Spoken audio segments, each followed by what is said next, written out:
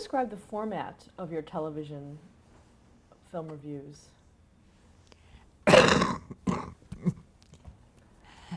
Uh, I'm not quite, well, I, I always had somebody who would say, whether it was the announcer or the anchor, always said something like, and now Judith Crist is going to talk to us about,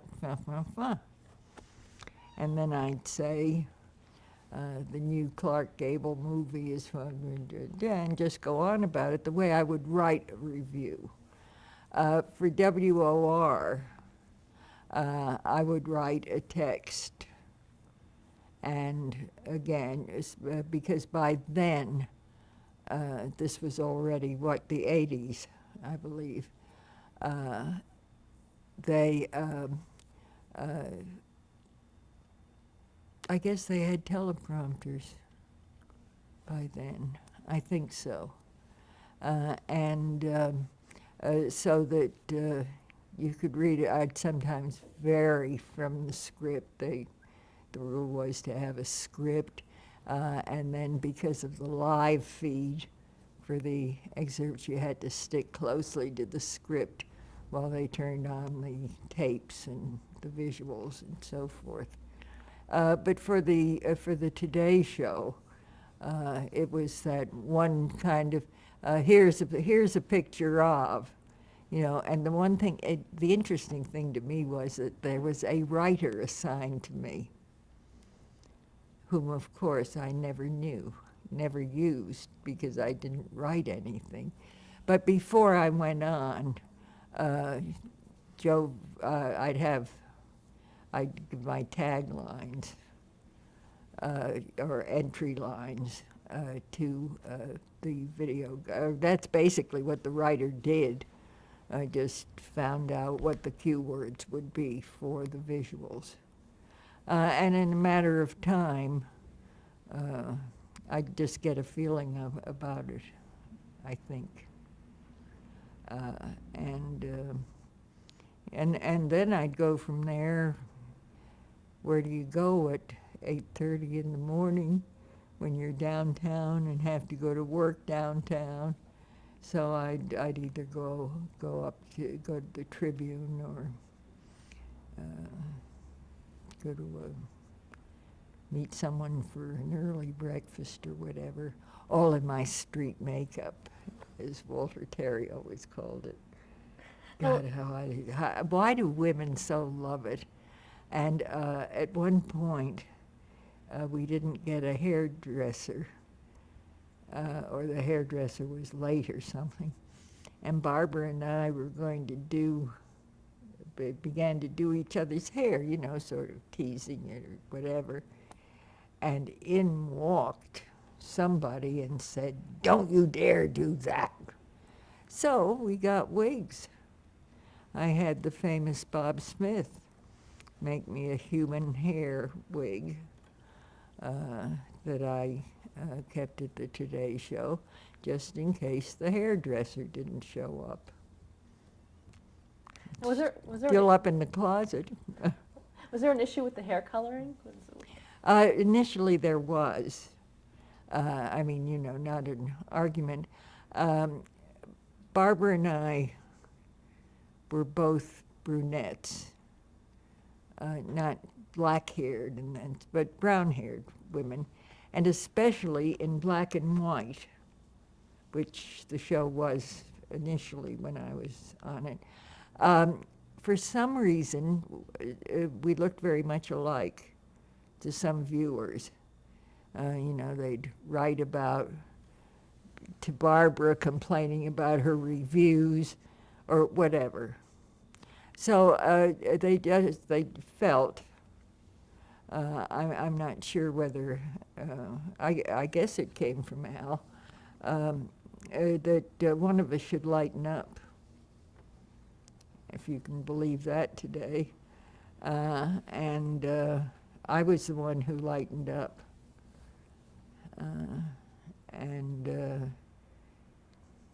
Never stopped thereafter, I guess.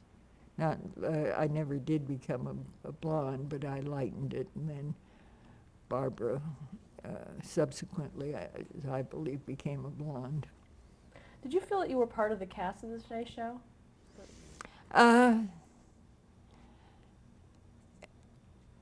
Not really, because I really saw them only once a week. I was not, but I would be invited to little get-togethers and so forth. In that respect, I felt a part of the organization. But it was sort of just a highlight of my work weeks, or at least a day when I had to get up dismally early. Not being a morning person, having grown up with a morning paper, where things start happening in the world after 8 or 9 p.m. Who did you perceive your audience to be for television? Well, I think that certainly the Today Show experience prepared me for TV Guide. I was shocked at one point after I had reviewed a documentary about Eleanor Roosevelt. I got a fan letter from Archibald MacLeish, who was, the poet of that generation. And I thought, Archibald MacLeish watches the Today Show? And I was amazed, really, being, as I say, one of those idiot people, to discover who, not just the Times religious reporter, but who watched the Today Show. And I discovered that you didn't talk down. I had always had the idea that you had to talk down for mass circulation. I found that neither for the Today Show nor for TV Guide did I ever have to change my tone of voice, or with the salami exception, the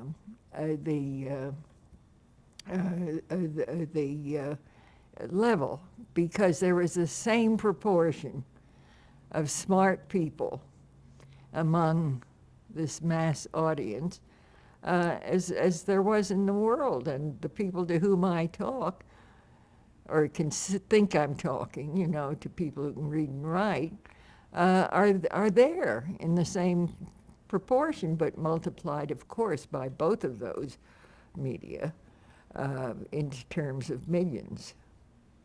To go from a newspaper that had a circulation of, in its glory time, circulations were much lower then, but, maybe 400,000 people, and to suddenly find yourself talking to 8, 10, 15, 20 millions at a moment was exhilarating, I would say, maybe ego enhancing. Now, you've called yourself a journalistic reviewer. What does that mean? As opposed to the cineastic, elitist reviewer, the person who is more interested in the inner workings of the medium than in the, shall we say, popular reaction to a film. I always felt that although the language differences were not great between Pauline Kael and me, was that she spoke far more to an elitist but the people who called it cinema rather than movies audience, the people who write for film commentary and so on. And it was my contention, for example, if I were interested in politics, I would rather be a political columnist for the New York Times than for The Nation, because the Times has 5 times the circulation of The Nation. And that has always been my thing, even though in my high school and college careers, I wrote for the magazines, the leader thing, not the dailies or weekly papers. But to me, it's just a concept. It's kind of the teacher-preacher complex that I think critics have. I think all journalists have. I can see the truth. I can transmit it to you. And it's an egotistical job, let us say, or profession, though we lay claim to objectivity, ho, ho, ho. But I have always felt that impulse of wanting to get more people to know what's good, to convert you to my feeling about a current movie, and why, and you don't go along with this superficial this or that, and don't ignore this, and that's, as I say, the teacher-preacher element. And the bigger your audience, the more chances are that your message will hit home. And I guess that's why I have thought of journalism and mass media rather than little journals that communicate with each other. Now, would you also interact with the filmmakers themselves? I have encountered them, and I had for over 30 years been running film weekends up at Tarrytown House in Westchester. And there, the format was to invite a filmmaker, which meant an actor, a director, a producer, anyone involved. And we would, up for a weekend, in the course of which I and an audience of about 200 adults would eat, drink, sleep, and look at about, on an ordinary weekend, you'd look at 6 movies. One of them would be a new one that the director had just completed, or the actor or whatever had just completed. And the other 5 would be other films that he or she had been involved with in the past, so that you got a vivid picture of it. And it was kind of wonderful until, of course, not only had we run through in about 15, close to 20 years, everybody who was anybody in Hollywood with whom in whom we'd be interested. And we were sort of running out of celebrities. But at the same time, cheap travel, video cassettes were doing us in. And so we changed the weekends, and primarily we'd have them on New Year's. This was the first time, past New Year's, in 33 years that we didn't have a New Year's weekend, in the course of which we would we'd preview movies. It's the first time in years that we we didn't have the weekend, but we would preview movies by any number of people that were going to open early in the coming year. So that was had been my medium over the years for meeting directors. Other people have asked to meet me. I got to know Steven Spielberg because I had put his very first movie, Sugarland Express, on my list of the 10 best films. And this kid, who had just finished making Jaws, which had not yet opened, had come to New York, I guess on a publicity thing for Jaws, and asked to meet me, to thank me for Sugarland Express, and that's how I got to know Steven Spielberg. In the same way I had gotten to know Woody Allen because I had given a very bad review to the James Bond thing, the one that they're remaking, in fact. Casino Royale? Casino Royale? Yeah. And Woody Allen was credited with the script, and I thought it was a god-awful script. And Woody Allen's press agent called me and said, Woody has asked me to ask you if you would please look at the script that he had submitted, that he had written for this movie.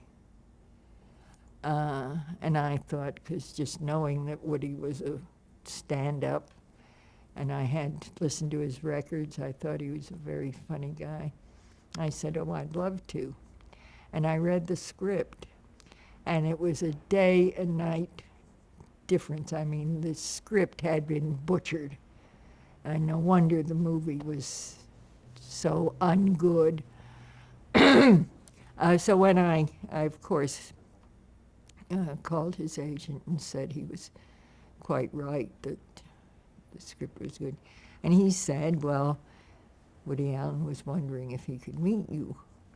And so my husband and I went to his house for dinner, and we became friends. I mean, that's how you meet people, basically. Or, as I told you, by accident, if you're seated next to Joe Mankiewicz at a banquet. But otherwise, I was on some forum at NYU with Betty Davis. I had worshipped Betty Davis from practically childhood on. It's because of Betty Davis that I smoked. She was my life, and there she is on a panel with me. And it was a panel on Tony Awards and Oscars, and Joe Levine, who's the producer, David somebody who was the host of a very successful talk show, David, blonde guy. Cross? He was on Channel 5. Lord, he was the moderator. And Betty Davis and the young playwright who wrote Who's Afraid of Virginia Woolf, then Albee. young playwright, and Edward Albee were there for theater, and Joe Levine and I were there for film, and this very successful TV host moderated it at NYU. And Betty Davis then had her representative after it come up and say to me, Miss Davis would love to talk to you. Would you come have cocktails or coffee with her at the Plaza tomorrow if you're free?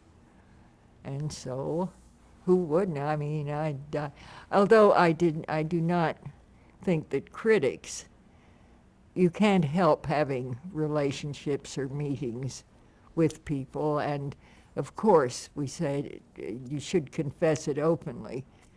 This is a dear friend of mine, and I love every movie he's made, and this one is, of course, the best he's ever done, by disclosure. But I don't think that critics should do interviews and write personality pieces and so on. And the one exception to the rule was with me and Federico Fellini, and thanks to the Today Show. I got a call from the producer one morning who said, Hugh Downs isn't here, and we just have this sports guy in, and we have scheduled an appearance by Federico Fellini, whose first movie, La Dolce Vita, was going to open. And can you possibly come and interview him, because the sports guy has no background? Please save us in this terrible crisis. So I said, for Federico Fellini, whose films I had, of course, adored, I will do anything. And I came down, and I got on the show. And he had an interpreter with him. And the interview was kind of prosaic and a little bit dull, because everything he would say, I would ask a question, the interpreter would then ask him, he'd answer the interpreter. It was the awkwardness of that, but it still went over all right. And it ran kind of long. And when it was over, Fellini said, would you like to have a cup of coffee? And I said, I'd love to. And he told his interpreter to leave, and it turned out that Fellini spoke English with a heavy accent, but really very adequately, more than adequately. So we went to the coffee shop, which was on 50th Street at NBC, looked across the street at Radio City Music Hall. And in fact, he said, Radio City Music Hall. We'd gotten off the Today Show before 8 o'clock. How I would love to see it. I dreamed of it as the world's movie palace. And I said, well, if you've got the time and the patience, we can kill time until about 9:30, until somebody gets to work. And I'm sure that they'd be delighted to have you look at their projection room and so on. So we sat there and we talked, and he insisted on paying the check. And the discussion came around to Antonioni, who was the other leading Italian director at the time, and himself. In fact, at the film festival in New York, you wore a button that said Fellini, or you wore a button that said Antonioni. It was sort of a great fun rivalry. And I said, well, what is the difference, do you think, between you and Antonioni? And he said, well, look at this quarter, the change, all of this with the heavy Italian accent that I will not imitate. But he said, look at this quarter. If I were Antonioni, I would look at it and look at it and look at it and think that I'd see what was on the other side. But he said, me, Fellini, I pick up the quarter. I feel it. I turn it over. I bite it to see if it's real. That's the difference between us. And I have eaten out on that story, handed it on to my journalism students, saying, Indeed, you don't sit and stare at the quarter or the situation to see what's on the other side. You'll never get to it unless you get into it and feel it and bite it.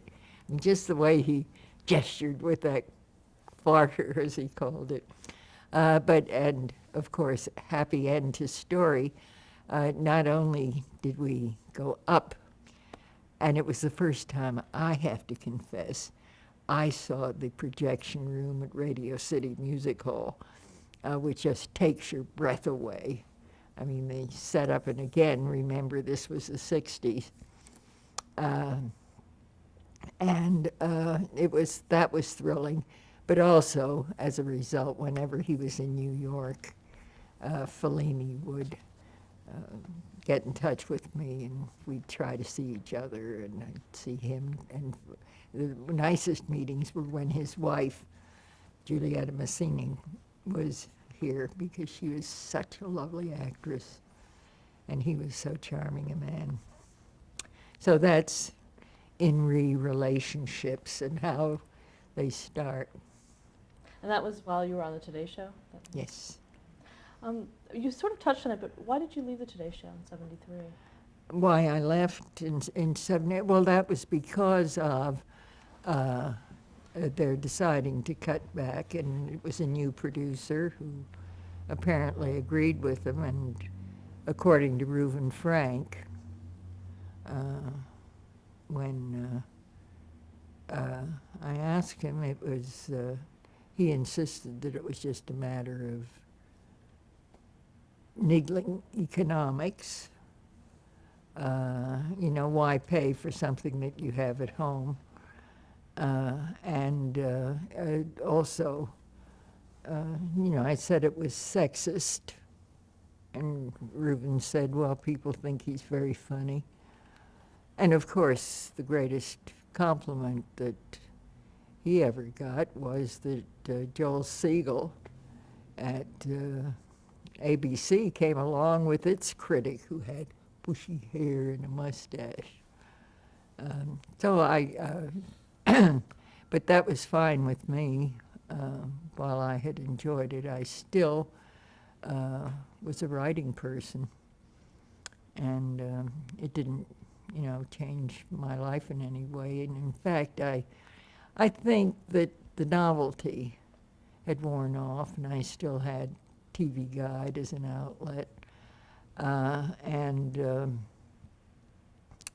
In fact, when was it, about 7 or 8 or 9 years, the producer, the news producer at WOR-TV, which was then called, a superstation or something like that, met me when I had been on a committee, on a Pulitzer Prize jury that was overruled. I don't know if you'd remember it, but we picking, I guess, the best feature story.